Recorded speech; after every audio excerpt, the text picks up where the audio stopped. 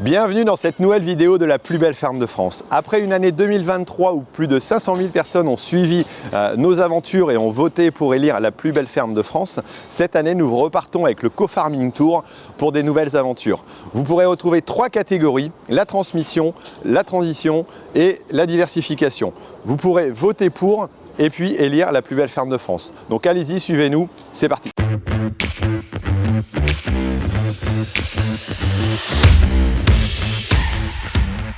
Bonjour Sixtine, ça va? Bonjour Thierry, ça va et toi? Dis-moi, il y a l'air d'avoir pas mal d'animaux ici?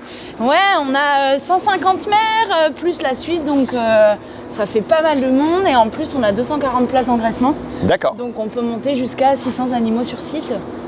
Voilà. D'accord. Bovin allaitant? Bovin allaitant, race charolaise, on est en 100% charolais. Donc ils sont en pleine forme. Oh là. Et là, c'est l'heure de la distribution de l'aliment, vu qu'on est arrivé de bonne heure pour pouvoir voir un petit peu comment ça se passe. Exactement, distribution des aliments tous les matins pour tous nos animaux et on repousse le soir pour pas qu'ils meurent de faim. Bon, on repassera au soir pour repousser aussi, je pense. Ok. La particularité de l'exploitation, c'est une exploitation qui est liée à un établissement scolaire. Alors non. Non. Non, c'est pas un établissement qui est lié à, enfin c'est pas une ferme qui est liée à un établissement scolaire. On sert de support pour l'établissement scolaire. D'accord. C'est une ferme expérimentale. On a une convention avec eux. Ils ont la possibilité de venir sur site. En revanche, nous, on est une ferme expérimentale qui appartient à la Chambre d'agriculture des Pays de la Loire. Et sur laquelle on a vocation à créer des références pour les agriculteurs. D'accord. Voilà. Donc c'est un lieu qui existe depuis déjà les années 60. Les années 60. Voilà, qui a toujours eu vocation à faire de la recherche avec historiquement un axe de recherche sur l'alimentation animale et notamment l'alimentation des jeunes bovins à l'engraissement. D'accord, donc on va pouvoir découvrir certainement des techniques, des technologies, des pratiques qui sont peut-être différentes ou alors qui sont en essai pour voir Alors on essaye d'être le plus résultats. proche possible de ce qui se fait sur le terrain pour notre troupeau puisque ça reste un troupeau de vaches allaitantes à conduire au quotidien. Ce qu'on va voir d'un peu plus spécifique, ça va être sur la partie engraissement où on a du matériel qui correspond à une ferme expérimentale et qui n'est pas forcément, enfin, ce qui n'est pas vocation à être trouvé chez tout le monde. Ok. Des pâtures ici autour. Ouais. Pour autant, vous êtes quand même un peu enclavé. Exactement. Alors on a quelques pâtures ici pour pouvoir sortir facilement les animaux, notamment en période de vélage. Les veaux peuvent rapidement sortir avec leur mère. En revanche, on a 300 hectares complètement enclavés entre la ville, la retenue d'eau potable de la ville de La Roche-sur-Yon et la 4 voies, zone industrielle et commerciale et voie de chemin de fer direction de Nantes. Donc on est relativement enclavé et donc on a 300 hectares qui s'étalent sur 5 km à peu près. Voilà. Donc un peu de culture aussi. Donc un peu de culture. Destinée à faire quoi? De l'alimentation, des céréales? En fait, il y a 3 ans, on a doublé la surface de l'exploitation dans l'objectif de retrouver de l'autonomie alimentaire sur le troupeau et sur la partie engraissement. Donc on a une trentaine d'hectares de maïs qui nous servent à l'alimentation des bovins à l'engraissement principalement. Et ensuite, on fait des céréales avec une partie qu'on garde en autoconsommation pour les rations d'engraissement et des animaux. Et puis après, beaucoup d'herbes. On a 180 hectares de prairies environ, avec 80 hectares de prairies permanentes. Voilà, donc là seulement et encore en construction réorganisation. Puisqu'on fait une transition vers l'agriculture de conservation des sols, en plus de cette reprise de 150 hectares supplémentaires. Donc il y a beaucoup de choses qui sont en mouvement depuis quelques années. Que de projets et de choses à voir, mais on va laisser les gens travailler ici pour s'alimenter, pour alimenter les animaux. Allez.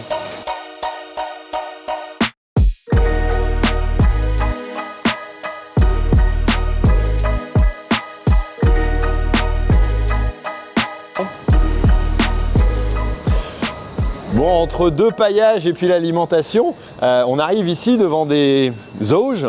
Exactement. Que j'ai jamais vu dans des élevages. C'est un peu la spécificité que vous avez ici, c'est quoi? Alors en fait, c'est des auges peseuses. Donc c'est des auges qui nous permettent de suivre l'ingestion individuelle des animaux. Donc c'est pas quelque chose que tu verras dans un élevage lambda. Ça n'a aucun intérêt pour un agriculteur lambda aujourd'hui en tout cas. Nous c'est parce qu'on fait de la recherche. Ça peut aller jusqu'à du lien entre l'efficience alimentaire et la génétique, des choses comme ça. Ou la qualité de la viande par rapport à ce que les animaux consomment. Donc il faut qu'on puisse faire le lien entre ce que l'animal individuellement a réellement consommé et ce qu'on va chercher derrière. D'accord, voilà. Ok. Donc chacun a un code d'accès. J'imagine que là, il y a un animal qui veut vouloir rentrer. Il doit rentrer dans une auge précise ou alors il est décodé par son collier. Comment ça marche? Là, vous voyez, les auges, elles sont penchées parce qu'ils vont faire la distribution alimentaire. Oui. Mais sinon, elles sont relevées. Et en fait, les animaux, ils ont des boucles RFID à l'oreille qui sont détectées quand ils arrivent. Et au niveau de l'écran, en fait, il y a leur numéro qui s'affiche. La bascule, elle a pesé avant qu'ils arrivent ce qu'il y avait dedans. Et ensuite, elle envoie à l'ordinateur, une fois qu'ils sont partis, combien ils ont consommé. Donc ça veut dire que j'ai consommé autant, je cumule, au bout d'un mois, je sais combien j'ai consommé exactement. On peut après faire une extraction par heure, par jour, par mois, par semaine, etc. Et en fait, on pourrait très bien se dire, dans une case, il y a 4 auges, on pourrait dire Pierre, Paul, Jacques, vous avez le droit à l'auge 1 et 2, et les autres, vous avez le droit à la 3 et 4. C'est complètement faisable. Nous, c'est pas forcément des choses qu'on fait, c'est plutôt... Par l'eau? Ouais. Une case, une ration, c'est plus facile, et puis ça permet d'éviter les erreurs, mais c'est comme ça que ça fonctionne. Ok. Vous avez plusieurs endroits, vous pouvez faire des alimentations différentes. Ouais, on a 6 cases différentes avec des auges peseuses, donc on peut faire... alors on fait souvent 2 cases de répétition, donc ça fait 3 rations différentes. Parce que quelque part l'objectif c'est d'avoir des résultats statistiques, quoi. On n'est pas dans de l'à peu près, j'imagine. En fait, l'idée c'est que n'importe quel agriculteur entrepreneur peut faire des expés chez lui, et on va appeler ça, nous, des démonstrations. Puisqu'il n'a pas de preuves scientifiques que ça fonctionne. C'est de l'œil de l'éleveur. Alors souvent l'empirisme est vrai, hein, on est d'accord, il y a quand même une bonne connaissance des agriculteurs, de leurs animaux, etc. Mais nous on est vraiment là justement pour montrer scientifiquement que ce qui se dit sur le terrain, etc., ça fonctionne, et aller chercher même plus loin. Avec toutes les questions qu'on se pose aujourd'hui sur le changement climatique, les animaux qui polluent, etc. Nous, on va aller essayer d'objectiver tout ça. Qu'est-ce qu'on peut leur donner à manger pour qu'ils consomment moins, pour qu'il n'y ait pas de compétition feed-food, donc c'est quand les animaux consomment ce que les humains pourraient manger, comment on peut avoir des animaux plus efficients, donc qui mangent moins en grossissant plus ou des choses comme ça. Donc nous, on va faire de la recherche là-dessus. Là, je vous parle beaucoup d'engraissement, mais ça peut aussi être demain sur de la conduite de troupeau, comment ma femelle elle est bien préparée au vélage si je lui donne telle ou telle ration. Les questions, elles peuvent être diverses et variées, mais notre objectif, c'est de faire de la recherche scientifique et d'avoir des résultats statistiques, entre guillemets, qu'on ne peut pas contredire. Qu'on ne peut pas contredire. Voilà. Ok. Vous n'avez pas que des bâtiments, vous avez aussi des extérieurs. On va essayer d'aller voir un petit peu comment ça se passe là-bas. Parfait.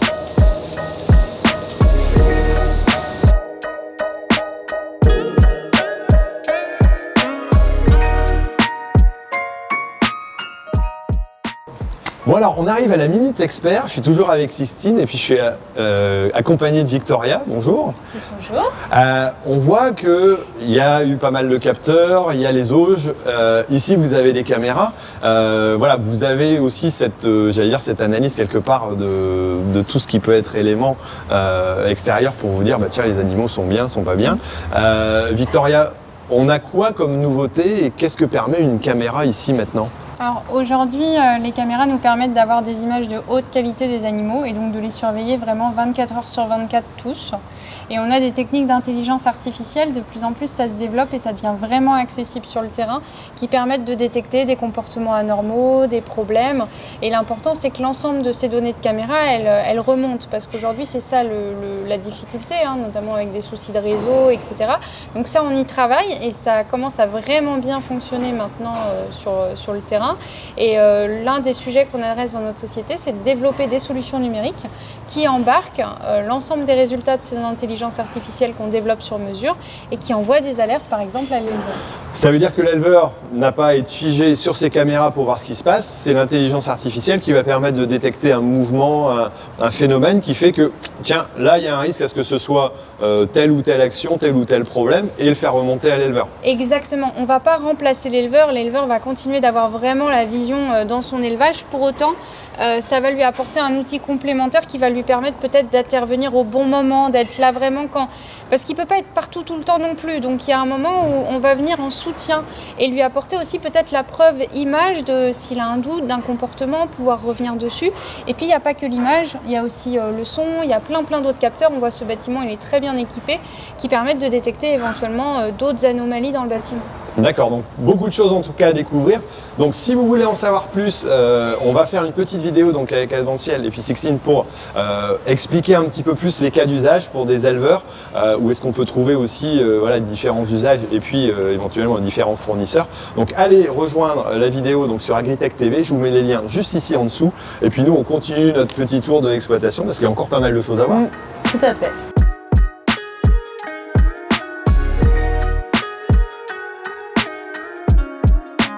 Alors il y a combien d'extérieurs ici?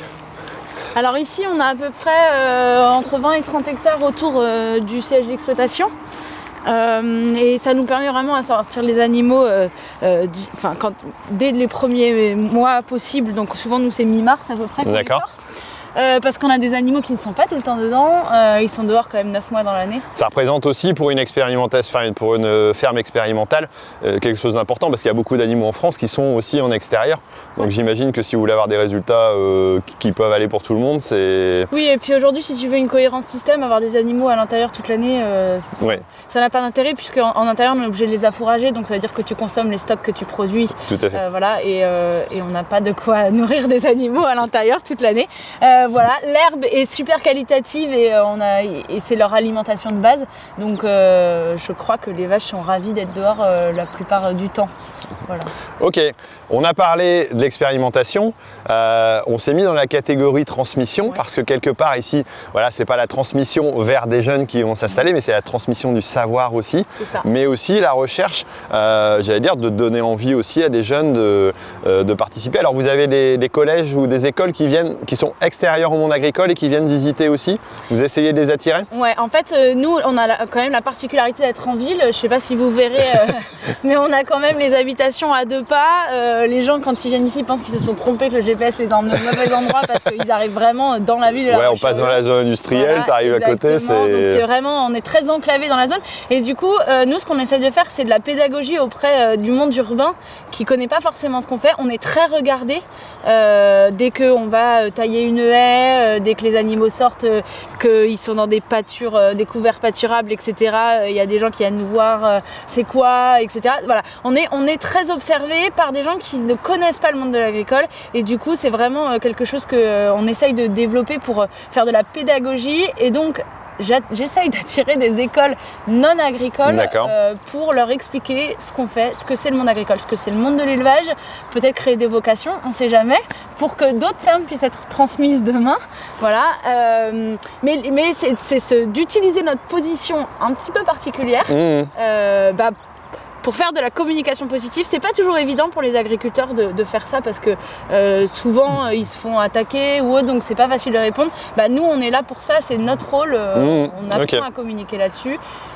Et en plus de ça, on transmet quand même tous nos résultats de recherche. Voilà, c'est là aussi le cœur quand même du sujet ici, c'est l'expérimentation des résultats pour transmettre, j'allais dire. Alors c'est quoi? C'est aux jeunes, c'est aussi à des éleveurs?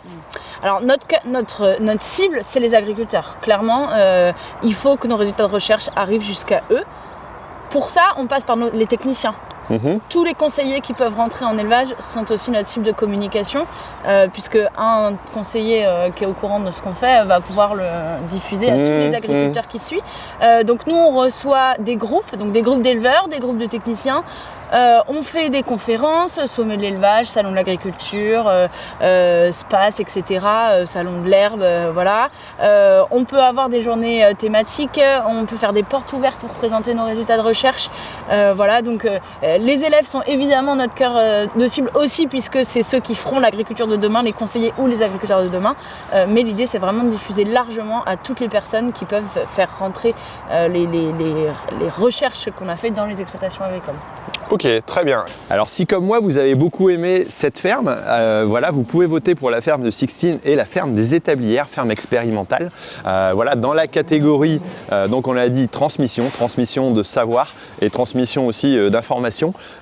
N'hésitez pas à aller voter, on vous met les liens ici juste en dessous. Vous pouvez aussi retrouver la playlist des autres vidéos du concours de la plus belle ferme de France, dont le résultat sera donné au Salon de l'Agriculture. N'hésitez pas à aller voir et n'hésitez pas aussi à vous inscrire. Vous pouvez vous aussi participer. Alors voilà, si vous voulez tout simplement mettre en avant les plus belles fermes de France, allez-y. Allez, moi je vous laisse et puis à très bientôt.